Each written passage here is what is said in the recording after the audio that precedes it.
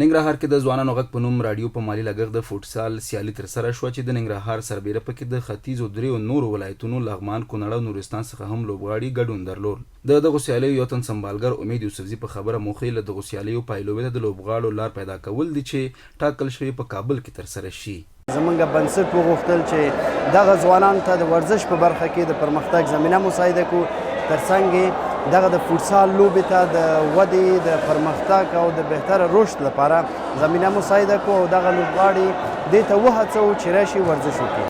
دغه سیالۍ د شپږمې ناحیې په جمنازیوم کې ترسره شوې او سلګونه کسان یې نندارې ته راغلي وو. د لوبې ګډونوال وایي خوښ دي چې د دوی ظرفیت لوړونې برخه کې اقدامات کیږي او هیلهمند دي چې وکولای شي د دغو سیالیو له لارې ملي منتخب ټیم ته لار پیدا او د افغانستان نوم په نړیواله کچه وځلوي. ډیر خوشاله یم او مننه کوم د راډیو جوانان څخه چې دا سیالۍ په لاره اچولې او موږ ته دا زمینه برابروي ترڅو موږ سیالي وکړو او بل سره هماهنګ شو. ډیره زیاته مننه کوو او ترېنه غواړو چې نور دا سیالي ونیسي ترڅو یو افغانستان یو هیواد په یو اتفاق سیالي وکړو او بل سره هماهنګ شو.